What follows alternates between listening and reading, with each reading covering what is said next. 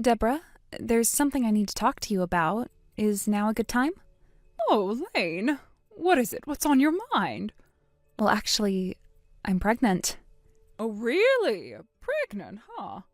Yes, I haven't been feeling well lately. I missed my period, so I went to the doctor today, and that's when I found out.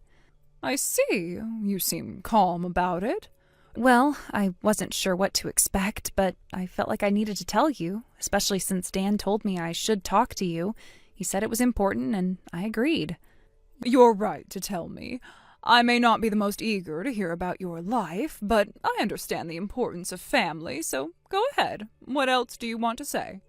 You don't seem particularly interested in my pregnancy. Well, Dan did tell me to talk to you, so here I am. To be honest, I don't have much to say. It's not that I don't care, but I'm more focused on other things right now. Okay, well, I guess that makes sense. Anyway, I just wanted to let you know about it. It wasn't planned, but here we are. I understand. It's a lot to handle, especially when it's unexpected. But you're an adult, and I'm sure you'll figure things out. I'm more interested in how you're feeling. Are you okay? I think I'll be okay, but I feel overwhelmed. This news came out of nowhere, and you know how I've been feeling lately. It's been a lot to process. I can't say I fully understand, but I suppose I can relate by some extent.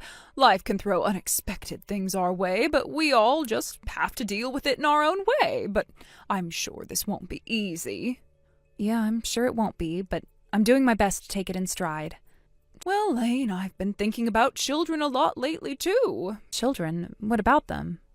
You know, Amy had her baby not too long ago. I'm sure you've heard about it. Of course I've heard about it. What does that have to do with me? Are you trying to draw some kind of connection? Lane, I've been thinking a lot about how I want to treat my grandchildren. You see, I want to be fair and I want to love them equally. All my grandchildren should feel the same amount of love and attention. I understand that, but I'm not sure how that relates to my pregnancy. Are you implying something? I'm sure you'll understand once I explain. You see, I want to be able to spoil my first grandchild, Amy's daughter, for a while. She's the first one, and I feel like I should shower her with all my love and care. That's fine. I understand that you want to enjoy the time with her, but what does that have to do with my pregnancy? Why does that even matter right now? Lane, if you have another child right away, things will be different. And I don't want that. I don't want to have to split my attention between two children of the same age. I want my first grandchild to feel special. If another child comes along now, it will complicate things. Why does that have to complicate things? Each child should be loved equally, regardless of age or birth order. Why are you putting these kinds of limits on it? I've told you how I feel.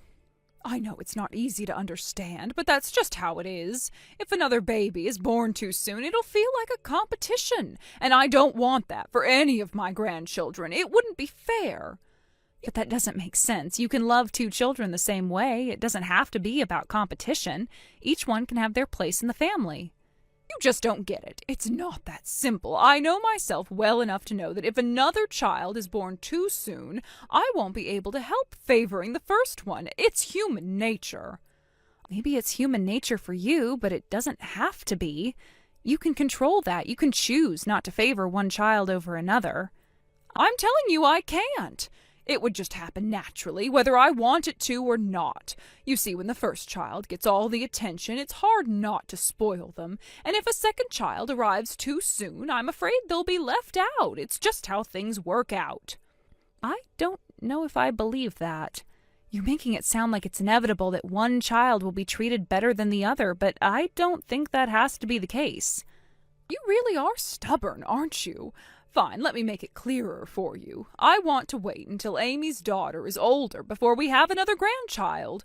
This way there won't be any conflicts or hard feelings between the two. I'm still not sure I understand why you feel that way. But, okay, I'll listen. If you want to wait, then we can talk about it. But why is it so important for you that I give up on having this baby? Because if you have a baby now, it will ruin everything. I want to be able to spoil my first grandchild without feeling guilty, and I won't be able to do that if you have another child right away. It's just how it is. I know it's not what you want to hear, but it's the truth. This isn't just about you, Deborah. You're asking me to give up on something that's already happening. You can't just expect me to throw it all away because of your preferences. Well, you should. You need to think about the bigger picture here. Your child is still young, and it's not too late to change your mind. I'm asking you to wait, and I think you should. No, Deborah, I'm not going to give up on my child. This is a life we're talking about. You can't just tell me to forget about it. I won't do that. You really don't understand, do you? Fine, if you won't listen, then maybe you should just leave Dan. If you're not going to follow my advice, then there's nothing else to talk about. You want me to leave my husband? Because of this? I can't believe what I'm hearing. This isn't just about me. This is about a life that I'm carrying. And you want me to give that up for your convenience? Yes, because you're being unreasonable. You're putting your own feelings above the good of the family. If you cared about the family, you would listen to me. Well, I care about my family too. But I won't let anyone tell me what to do with my life, especially not when it comes to my child. This is my decision, and I won't be swayed by anyone, not even you. Then go ahead and make your choice. But don't expect me to support you when you choose a path that hurts the family. Fine. If that's how it is, then I'll talk to Dan. Goodbye, Deborah.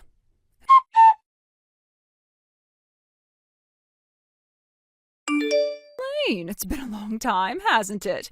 Has it really been 5 years? Oh, time has passed so quickly. But now I need to speak with you about something important. Who is this? Huh? Oh, that's a rather rude way to start a conversation, don't you think? After 5 years of silence and no contact from you, suddenly you call me out of the blue to say you have something to talk about? At first, I honestly didn't even recognize your voice. So, what is it that you want now? Well, let's start with the basics. You've had your child, right? Was it a boy or girl? Why are you asking about this now? Isn't this the very child that caused our divorce in the first place? Yes, I admit that I said some things that were harsh back then, but despite the circumstances, that child is still Dan's flesh and blood. Nothing changes that fact, no matter what. Well, it's not as simple as you're making it sound. It's a boy, by the way. Oh, a boy, huh? I'm sure he's adorable. Probably takes after Shinji, right? He must be a real cutie. Why are you bringing this up now? The reason I'm bringing it up is that Dan remarried 3 years ago. The woman he married comes from a good family, very well off, and I'm sure you would agree that she's more suited to him than you ever were. Is that so? Yes, and the thing is, she's been unable to have children of her own. She's infertile, and no matter how hard they tried, they couldn't have a baby. I see. So here's the thing. She's interested in adopting your son, all right? She wants him to come live with them, and of course we'd be willing to compensate you for it. No, absolutely not. What? You're really not even going to consider it? There's nothing to consider. Why on earth would I let you take my son?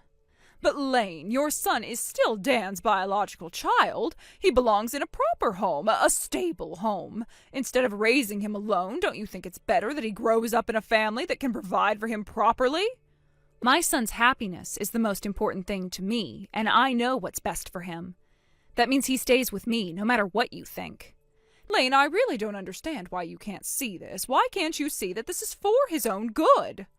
Because I know you, and I know what you've done before. I can't trust you to raise my son, especially after everything that happened with my pregnancy. You're not the kind of people I want my son to be with. You know, I've always thought that people could love a child just as much after they were born, no matter what happened before. I love Shinji, and I'd love your son just as much if he were to come live with us. We would give him all the love he needs, just as we did for Amy's kid.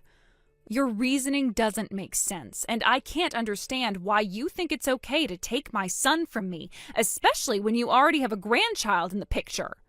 Why do you need my son as well? Isn't that just too much? Well, about that, there's something you should know. Amy's ex-husband took their child and disappeared. It seems men can be pretty unreliable, don't you think? Oh, that's terrible, but it's really none of my business. You should be careful, Lane. Don't push me too far. You don't want to see me angry. What's the matter? I don't want anything to do with you, and I am certainly not going to give you my son. You should know why after everything that's happened between us. Stop dragging this on and just hand over the child. If you keep arguing, I'll have to take more drastic measures. Oh, really? And what kind of drastic measures are you talking about? Because let me tell you something. There's one thing I need to set straight here. What's that? I'm remarried, and I'm not single anymore. My new husband treats my son as if he were his own flesh and blood. That's another reason why I can't just give my son to you. So what? Who you've married doesn't concern me one bit. Well, what if my new husband is Dan's direct superior at work? What? Yes, I only found out after we got married, but it turns out he's been dealing with some issues at work. There's a subordinate who's been causing trouble, making excuses about his mother and acting out. It's been a bit of a problem. No way. Oh, that can't be true. If things keep going like this, Dan's reputation, which is already bad, might get even worse. You're trying to use your power to manipulate things, aren't you? That is so underhanded. Well, I wouldn't call it that. It's more of a psychological issue that needs to be addressed. But unless something drastic happens, things should be fine. I'm sure nothing major will happen as long as Dan doesn't do anything foolish. You're being so irresponsible. If Dan's reputation suffers because of this, I swear I'll take legal action. Well, then you better keep a close eye on Dan and make sure he doesn't make any more mistakes. Anyway, I think we're done here. Goodbye, and I hope we never have to speak again. Fine. I'll just give up, all right? You win. But don't think I'm happy about it.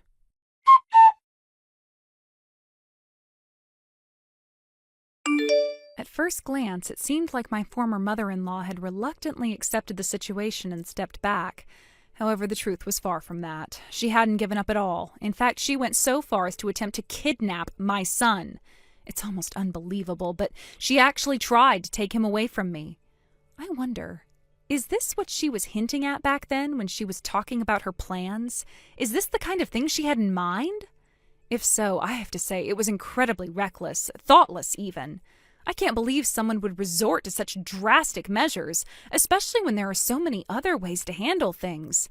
To think that she went so far as to try and do something like this really makes me question everything about her and her motivations. It's almost as if she had completely lost her sense of reason. The kidnapping attempt didn't succeed, thankfully, but it was a shocking and terrifying experience. My former husband, who had apparently been complicit in this insane plan, was arrested. And now his life is in shambles, not to mention his reputation, which has absolutely been ruined. He was already walking a fine line in his professional life, and this incident had pushed him over the edge. It's not just about his career anymore. This is something much worse. How could he have been so blind, so involved in something so dangerous and damaging to everyone around him, especially his own son? At work, his standing has plummeted. Whatever reputation he might have had has been completely destroyed. He was a man with potential, but now he's just another criminal, just another person with a broken life. To think that everything he worked for could collapse so easily because of a single choice, it's honestly heartbreaking, but also hard to feel sympathy for him after everything he's done. He made this choice, and now he has to face the consequences. But despite all of that, I'm just relieved that my son is okay. That's the only thing that matters. No matter what happened with my ex-husband or his mother, my priority has always been to protect my child.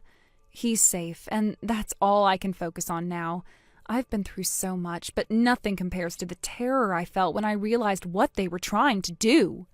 I know I have to keep moving forward for my son's sake. There's no point in dwelling on what's happened, but the fact that it's all over, well, it gives me a sense of relief.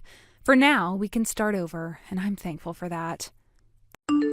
Thank you for watching. Please subscribe and hit the like button. See you next time.